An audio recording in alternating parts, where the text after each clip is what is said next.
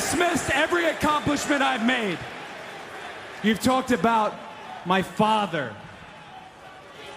Well, you call me an entitled millennial, I call you a carny succubus, because the dirty secret about you, the dirty secret is you need this generation more than it needs you.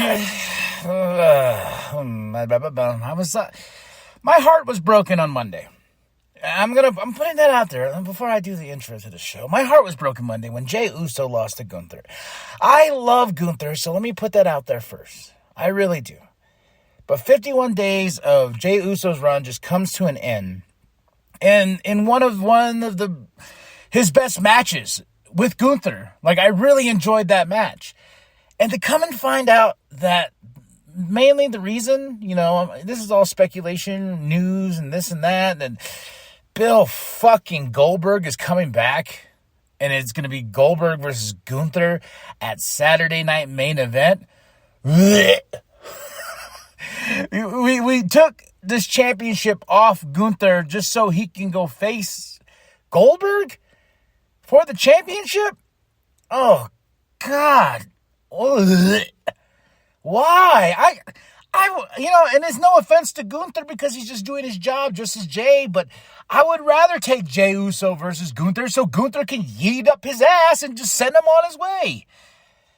And Jey Uso, I think, is more than capable to step toe-to-toe with this bitch-ass Goldberg, I hate Goldberg, y'all. As a kid, sure, I remember being like, I'm the Mist, but as I grew older and as a wrestling fan, blah, blah, just realizing, like, man, Goldberg sucks. And it's all motivation with money and everything. And yeah, I get it. You were in this business to make money. Goldberg probably got a fat check. But taking the title off just so you can have Gunther versus Goldberg, that doesn't even sound like it needed the title. Gunther versus Goldberg. I know it's been teased. And Gunther telling him, like, yeah, you're the worst wrestler ever. Bret Hart's better than you, But, and if you really want me to make this watch this match and actually, like, be, like, invested, you should just make Bret Hart the special guest referee. just to even give me some interest in this match itself. Get me Bret Hart, special guest referee, Goldberg versus Gunther. There we go. There's your sell. Not taking the title off Jey Uso. I heard Rikishi go off on his podcast, man, but I just been holding it in. Because it really did break my heart because I love Jey Uso so much, and I was loving his title run. I was feeling the motivation. I was feeling the yeet, and kind of just. Then I almost tweeted. I was like, man, I'm now living in a time where both my guys, Cody and Jey, are no longer champs. But what up, y'all? Tell me what you think. Drop those comments below. We're going to talk about SmackDown here on the New World Podcast. June 13th, 2025. Wade, Joe on commentary. We're in Lexington, Kentucky. And we started off with Cena. Shut off the music. And he's telling us everything he's done up to this point because he thinks 6, 10, 20 steps ahead of everybody. Everybody's thinking. Laying out this grandmaster villainous plan of why he is where he's at now with the championship. He calculated, yes, if I lost the Royal Rumble, I could have used my veteran status or whatever, pull he had to get into the Elimination Chamber, then be the unlikely person to win that and go on to face Cody. But then, then get Randy, beat him in his hometown and this and that. He's spewing off. But here comes my guy. Whoa! Cody. He's coming out. And real quick story. My brother went to Phoenix for the Monday Night Raw show. And I'll get back to this segment real quick. But I told him, I was like, hey, I want I want a Stephanie Vaquer shirt, if they have it, or Julia. Which they didn't have neither. But John Cena came out in this really awesome Phoenix-inspired shirt of his. And it was purple and orange and whatnot. And I was like, damn, that's fire. Not going to lie, that's pretty fire right there. And I have a John Cena shirt for his farewell tour in the closet. I haven't worn it yet because I'm still try to get over Cena beating Cody. But I saw that shirt. I was like, you know what? I would actually rock that. My brother also got me an all elite Phoenix shirt too when he went to the Double or Nothing pay-per-view. And I was like, man, I would rock that Cena shirt.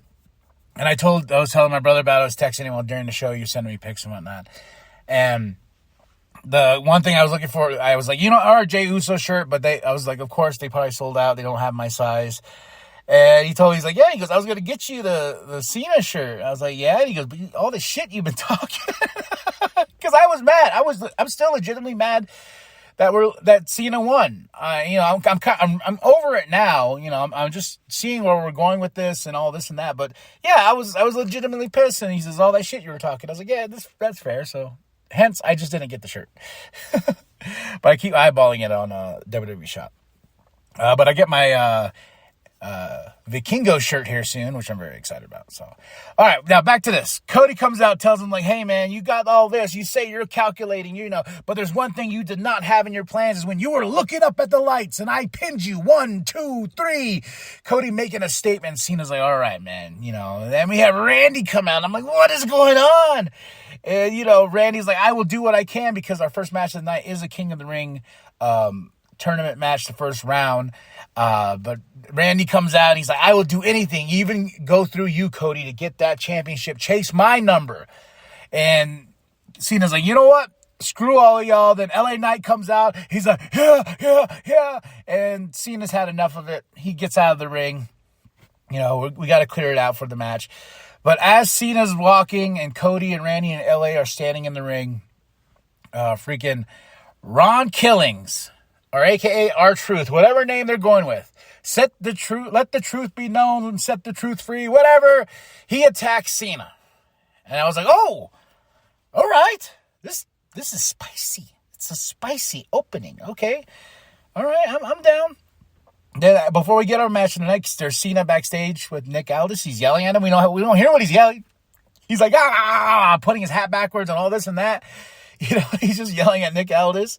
But our first match of the night is round 1 in this King of the Ring tournament. LA versus Randy versus Mello versus Aleister Black. Awesome. I really enjoyed this match. And the finish was really fun. I was a little sad that Aleister didn't get the win here, especially with him coming back and, being back in the WWE and everything like that. I thought he was going to be treated a little bit more different. And I think that with a lot of people who come back, come back to the company, I always feel like they're going to get the rocket strap. I think that only happens when you go to NXT. But Aleister did not win, which I was kind of sad about. But Randy won, which I was like, yeah, Randy's like the most favorite here because I feel like Bronson, he comes out and Braun Breaker comes out to cause LA Knight not to win this match. So LA is another guy that I really want to win. I really want him to win the Money in the Bank, but we are past that now. We have to see where we are going. But Randy Orton got an awesome finish, caught Mello midair, RKO, boom, and then got the 1, 2, 3. Fun match. Fun match. Jacob Fatu comes out, cuts a promo, and he's like, Solo says he created me, this found me, blah blah blah. No, buddy, I'm Jacob Fatu. Hoo. He is Jacob Fatu, and I'm a huge fan. I can't wait till his action figure comes out. Of course, you got Solo and JC. It's just his family. You knew this was all coming. You knew this was all coming down to this, and I'm interested to see where we're going to go. It's going to be Solo and Jacob for that championship, but when? Night of Champions? Maybe. Then you have Nick and Chelsea. Nick with Chelsea backstage, blah, blah, blah. I think Zelina, too. She has her United States Championship. Then we go to the Queen of the Ring round 1 tournament here. Jade versus Michin versus Piper versus Nia. Oh, this was fun for what it was, and Jade got the win. Jade got the win. I'm like, finally we're doing something with Jade Cargill. I wouldn't mind seeing her being the next Queen of the Ring. All this teasing. But I was thinking about it too, like, I feel like to get to Jade going for the championship, for some reason I have this weird thing that Charlotte's going to get another shot at the championship before then. Then we're going to get Charlotte, who's going to beat probably Tiffy or maybe Io for the championship. And we get Jade and Charlotte because they've been teasing it at probably SummerSlam or maybe Survivor Series. I don't know. There's a lot of things that can happen. And a lot of things that we wish could happen don't happen. A lot of things that we wish don't happen happen. So we're in this conundrum.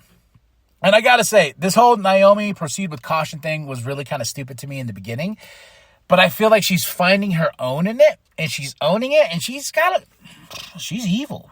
I like it. I'm really like the look, the razor blades. I was like, oh, this is stupid. But no, she's owning it. She's owning this character. And I'm loving it. And she goes at Tiffany and says, Tiffany, hey, I'm going to make your life a living hell. You see this briefcase? I can't be stopped. I won't be stopped. You best watch out, Tiffy, because Tiffy time about to run out. But as Naomi leaves, Nia attacks. And what I love about this, Nia gets her, boom, takes her out. And Naomi's like, oh, I got the briefcase. And freaking Nia, no. She's mine. Nah. It's like a cat playing with her food. Like, back the book up. See the briefcase? Put it back. Put it back. Just that straight up Nia like, no. He's like, hell no. Then we get Motor City Machine Guns versus the Wyatt Six. Wyatt Six gets the win. I'm interested to see where we're going with these guys as well. And we get another Cena segment. But it's with Punk as well. And they're going back and forth and this and that. Punk telling him, yes, I'm a GOAT too. I'm the best in the world. You know, he's got that grin on him, and he's going back and forth with Cena, and he's like, yeah, you know, you want to ruin wrestling, you want to take the championship with you, blah, blah, blah, blah, blah, making comparisons with each other. He's like, man, the way I'm talking in front of the people, sounds like I'm a PG John Cena. And then he goes, wait, you know, the way you're talking, you want to just do all this and that, sounds like a CM Punk. Reversing, I was like, oh, spicy, spicy, spicy. I really enjoyed this. And then, because they got their big match at Night of Champions, June 28th, I was just like, all right, I knew this was going to be a good build-up between these two. Punk and Cena, it's a can't miss match, in my opinion. But after Punk gets out, Truth, or Ron Killings, I'm going to start trying to call him Ron Killings, attacks again, gets him into STFU. And Punk's like, yes, there you go. Oh, I'm sorry, set the truth free, you know. And Cena is taken out, and then Cena jumps out of the ring. Kind of scared me a bit because he started hobbling. So I was like, oh, I hope he didn't actually hurt himself. Then we go to another Queen of the Ring. Round 1 match, Flair versus Alba, because it was originally Chelsea versus Alexa versus Candice. The finish to this match was very interesting. Flair got Alba, you know, in the 8-figure 4 lock. Well, 8, yeah, you know what I mean. Figure 4 lock. Figure 8 lock. And before Alba could tap, Alexa took out Candice. And Alexa got the 1, 2, 3. Then Alba tapped, but Alexa got the win. And you could tell Charlotte was a little pissed. She's like, what the fuck? What the? All right, you know, all right. And she's looking at Alexa. So Flair and Alexa just staring down each other, and Flair not happy, but I know Flair's going to find some way, somehow, to get back into the title picture. Yeah. Then now we end it with our main event, my match of the night, Cody versus Damian versus Shinsuke versus Andrade. I will say this. Everybody was an MVP in this match, including Shinsuke, but really Andrade was just going balls to the wall in this match, man. We had a table spot where Cody didn't even need to go through the Slim Jim table. We're calling it that now, which I don't like, but the Slim Jim table is brought out. Cody takes this crazy bump, boom, into the table, but man, it just shows the power of Cody Rhodes, and that crowd was behind him, and he's like, yeah, he's coming back. But, man, this was a match, a fatal four-way that just went back and forth. I'm glad there was nobody coming out to cause anything. It was just these 4 individuals doing their thing in the ring. Came down to a crazy finish, and then Cody got Shinsuke for the 1, 2, 3.